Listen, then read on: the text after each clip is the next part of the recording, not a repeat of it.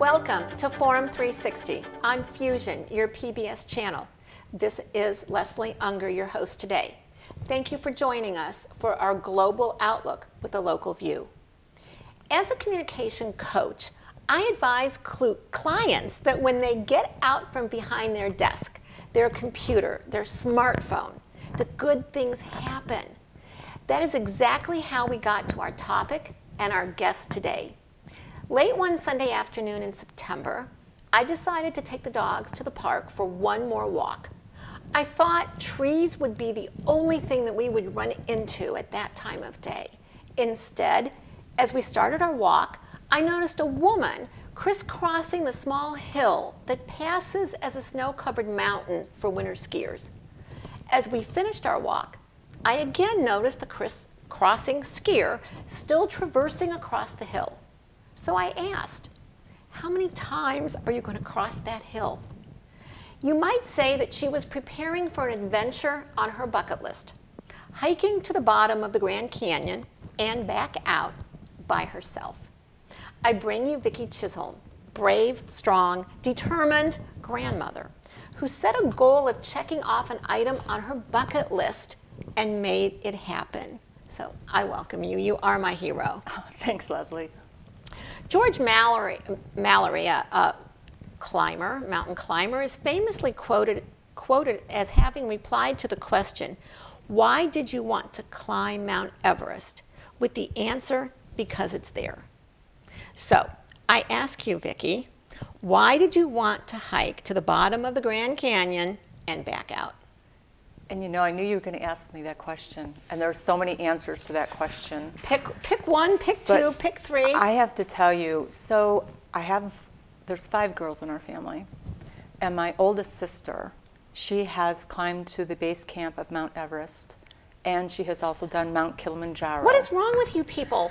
Like, what did your parents? Well, what did your parents do? I don't know. You have two climbers in one family? I don't know, but she did it as a bucket list item when she was 50, and I've always taken inspiration from that. But I didn't have the budget to do those types of things because it was very expensive for her to do that. And my husband and I, we go out west all the time. I am a big proponent of national parks and baseball fields. So our vacations are always around those 2 items. And we fly into Las Vegas all the time because when you're going out west and you want to go to national parks, it's a really good place to go to. And then you drive from there. And then from there, we drive and we'll go into Utah. We just go all over from there. And we've been married 19 years, and we've probably been to the Grand Canyon, I want to say probably 16 or 17 times. Wow.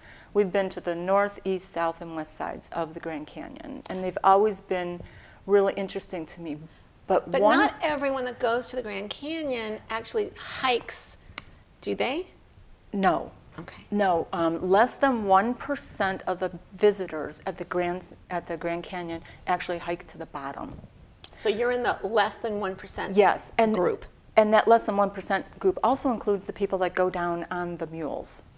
So yes, so I'm in that less than 1% that very goes to elite the bottom. Group. Yes, and I'm afraid of heights. And so on my bucket list, I finished one of them, which was go to all 50 states. So then I was taking inspiration from my sister, and I really wanted to do something that I could try to do, and I thought, why not the Grand Canyon? And I looked into it, and I saw, the easiest route to go down and come up. Easiest. It is difficult, but it's easy. It's the easiest one that they have, and I did that last year. And when I got to the bottom of the Grand Canyon last year, I met people from all over the world. It was really cool, all the people that I met. In fact, I didn't meet anybody from the United States. Wow. I met people from Switzerland, Sweden, Paris. One lady was from Paris. And the lady from Paris is the one that put this bug in me to do rim to rim. Rim to rim is supposedly their hardest hike. And that is how many miles? It is about 14 miles down, although my Garmin measured 17, and it's 12 miles out. And the reason I wanted to do it is because she did it all by herself. And she was just this amazing lady. And one thing that she did to me, Leslie, and this is really what pushed me to the edge, she actually looked me up and down like this. She went like this. She goes, "But I'm fit, I can do it." Oh, that's so Parisian, I have to say. So Parisian. So it's like, the gauntlet's down, I'm doing this. Now, reading about the hike, it's referred to as either a revelation or an ordeal. So which one was it for you? Okay, so last year, going down the South Kaibab was an ordeal. The last mile and a half, I was not prepared for how steep it was. So this year, when I decided I was going to do rim to rim, I trained for 5 months, and I not only did hiking, but I did running, but I did cross training. And by doing that, I felt that I was much better and much better prepared. I watched every video I could find online, even the ones that were scaring me to death. And I just said, you know, I can do this. And when I did it, I had to start at night, because in the dark, because it gets too hot down at the bottom. You don't want to be hiking 2 to 3 hours when it's 100+ degrees. So that was scary for me because I'd never hiked in the dark before. So out of all your training, it was in daylight. Correct. Not at night, that's interesting. That's thing correct. To keep in mind. Right, and you know, I had a headlight, and so I was able to see, but it was a little nerve-wracking for me. But I have to tell you, once it started to get light and I could see everything, the North Kaibab is just a gorgeous, mystical place. Beautiful. Now, they say that mental attitude, adequate water, food consumption are all essential. But Yes. what was most essential for you in the planning or in the actual hike?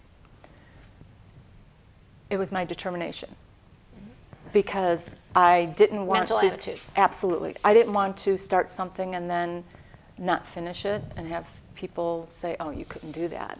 Because anyone that knew that you were going was going to then ask, how did I do and how was it? And so, you know, I didn't follow the rules, actually, of what you should do for hiking. When you're hiking in a climate like that, you should be stopping and resting and eating and stuff like that. But what I did this time is, because it was going to be so hot at the bottom, and I didn't want to get stuck hiking in, you know, hot weather, I decided to just keep going. And so I only stopped for maybe 5 minutes the entire hike. Wow. To take off a long sleeve shirt, because when I started at the top, it was probably in the high 30s. so that's what I was going to ask you. What was the change? So you started in the high 30s, and then the warmest was what? At the bottom was around between 95 and 100. So it's like a 70-degree difference? It was that much of a difference that particular day. And the only change you made was a long sleeve shirt? Yes. Wow. I stopped kind of the halfway point down on the North Kaibab is Cottonwood Campground. And I stopped there to take off my shirt because I was getting a little bit too hot, and there was no way I was going to survive wearing it. Now, the whole hike, then, do you stay overnight at the bottom, or do you do both in, down, and out in the same day? So there are athletes that will run rim to rim to rim to rim in one day. I cannot do that. But at the bottom of the Grand Canyon, actually, if you're going to hike the Grand Canyon, there are 3 campgrounds, and there is, at the bottom is Phantom Ranch, and at Phantom Ranch you can stay in a dorm room or stay in a cabin. In order to get those reservations, you have to go online 13 months beforehand, and you have to put your name into a lottery. Wow. Luckily for me, last year and this year, somebody had canceled, and so I grabbed the reservation. So you stayed overnight? I stayed overnight. Now, I was surprised when I was in Utah one time, in Kanab, Utah, all of 5,000 people.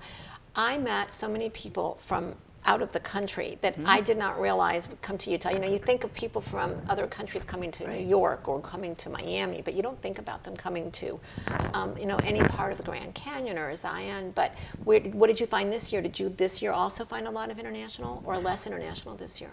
This year, I met less international. Maybe it was the time of the year that I went. Now, up at the top of the Grand Canyon, lots of people from all over the world. But at the bottom this time, the people that I met a group of women that went down together, but they were from all over in the United States. I did not meet one person from out of the country at the bottom this year. So now tell us, how many miles to walk down? So the Garmin said 17. The Garmin said 17, but it's supposed to be 14. And it took you how long? It took me 5.5 hours. 5.5 hours down. So you stay over, and then to come back out, it's how many miles? It's about uphill. 12. Uphill. 12 miles uphill. And it took you how long? It took me about 5.75 hours. Wow. Okay. So, just to get an idea. Yes. Now, the internet says risks are greater for those who hike alone, including mountain lions. What did you consider your biggest danger in hiking alone? There are so many people that are hiking there. These trails are not trails that are like secretive or anything. But there's a lot of people. When you told me that it's 24 inches at its narrowest?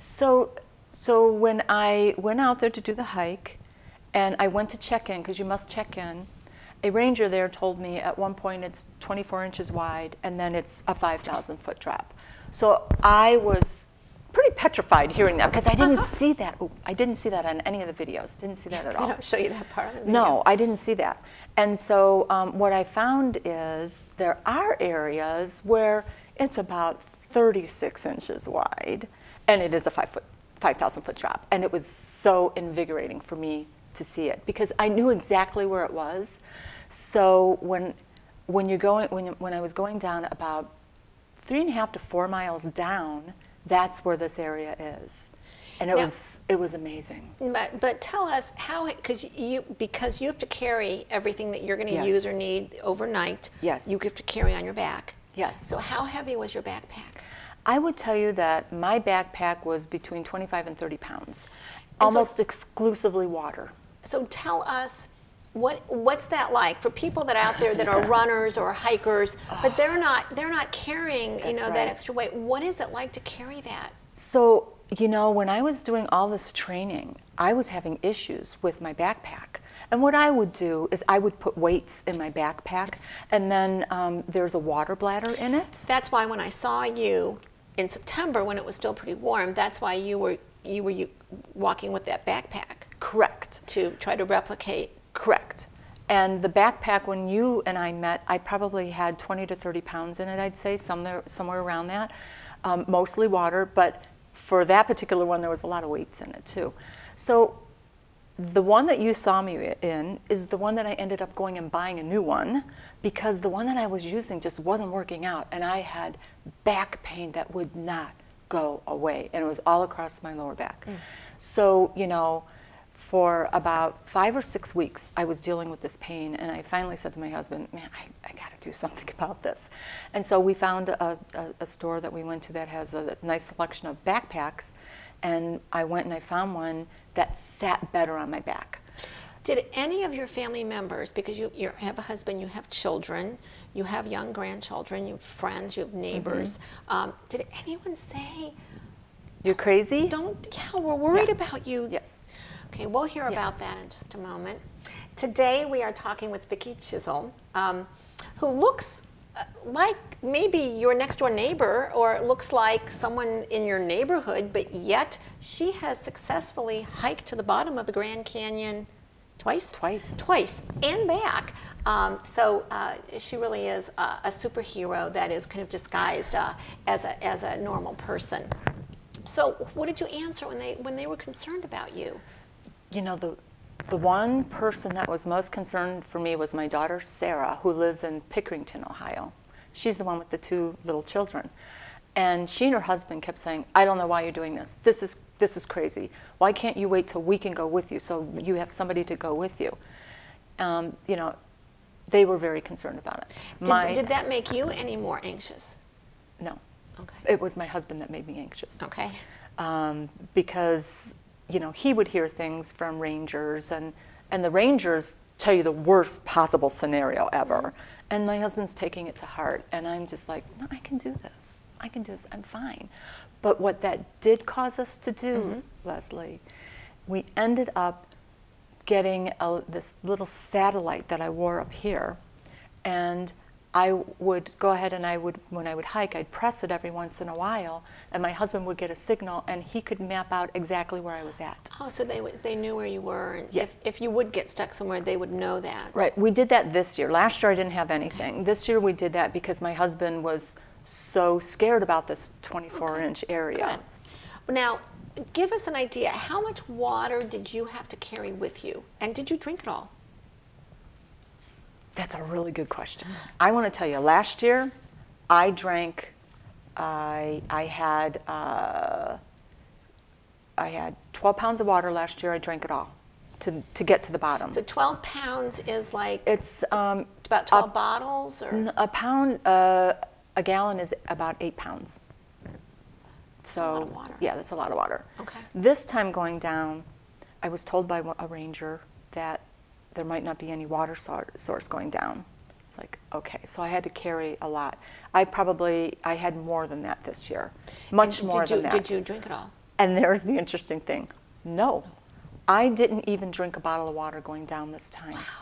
And Is that potentially harmful for cramps or anything? I had no cramps or anything. I've been training for a really long time, but I think the reason that I wasn't drinking, I was drinking just little sips here and there. I really think the reason that I did it like that this time around is because I wasn't in hot weather yet. It's in the 30s, I'm not thirsty. It's in the 40s, I'm not thirsty. It's in the 50s, I'm not, you know. Until I got down all the way to the bottom and I was maybe a couple miles from the Phantom Ranch, that's when I really started to drink some water. Now, I'd like you to tell people, when you started with this goal of doing this second hike, Yes. right? And you kind of shared with us what the woman from Paris said to Yes. you. For people out there that might think, well, that's easy for her, you know, she's fit and she cross trains and she runs and she does all these things. Tell us how different you were 9 months ago or so when you started this. Actually, since May 7th. I started a weight loss journey as this being part of it, as having this hike be a part of it to get me to be healthy. My numbers weren't looking good on sugar and blood pressure wasn't good and all that kind of stuff. And I really took to heart what the lady said from Paris. And it really angered me because I got down there too and I got out, but she still felt I wasn't fit. So on May 7th, I actually joined, there's a fitness group in the Medina Copley area, and it's called Boot Camp Beautiful. And I joined it not knowing what the heck I was going to do. And it's fitness classes. And I started my journey with them, and I have lost 60 pounds since May 7th using Boot Camp Beautiful, and then doing my hiking and doing my running. So what I think is interesting is that you didn't wait until you lost the 60 pounds to start your bucket list, to start this goal. Correct. You did them kind of in tandem. I did. And you know, one of the things, you know, when you get to my age, as people say, they kind of think I'm crazy with some of the things that I really want to do in life. And I'm also told, and I had to put in my brain that when you're my age, you're not going to be able to lose weight like that either. And I lost my weight through fitness. I did, and I changed my diet. And one of the things that I'm still doing is I drank half of my body weight in ounces of water. So if you're 100 pounds, you drink 50 ounces of water a day. So I did that, and I'm still doing that, and I think that that really has helped me too. Now, since you've done it twice, after this hike, what is one thing that you would do differently if either you were going to do it again or if you were coaching someone on the hike? What would you tell them to do differently?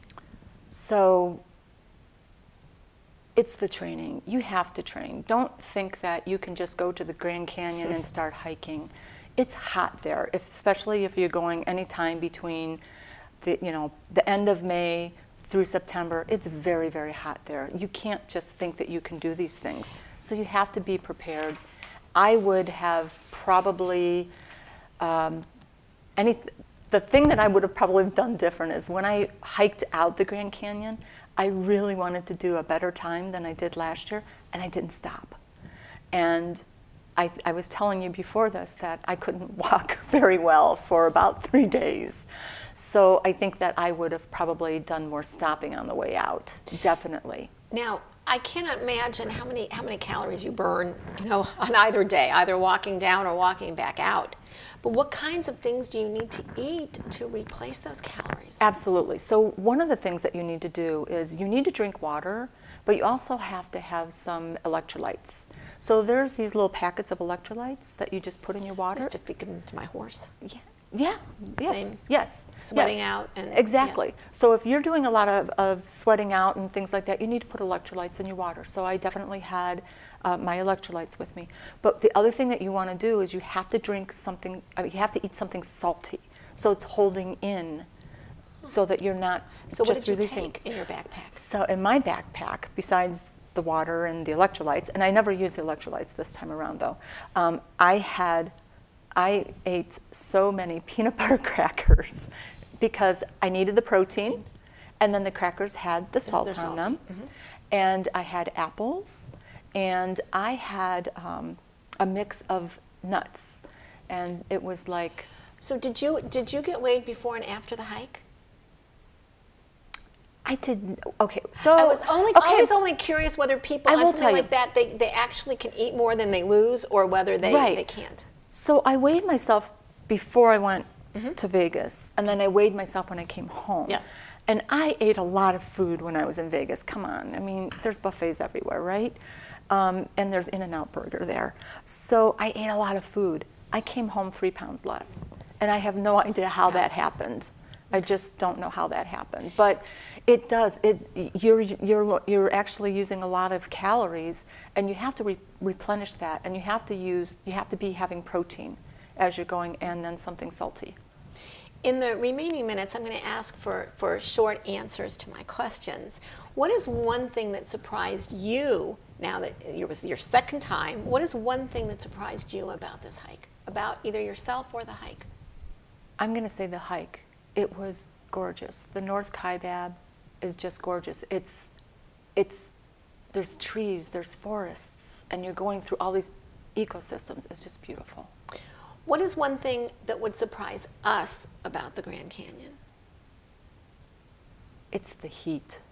You don't expect it, and if you go out to try to hike it, even if you go down a little bit and then hiking out is very difficult. What is one thing that you think would surprise us about the whole process from May until the end of September when you did the hike? What is one thing that would surprise us about the whole journey? I don't know. I have to honestly say I don't know. It was a lot of work. It was a lot of alone time too, wasn't it? Oh, it was a lot of alone time. And I like alone time. Okay.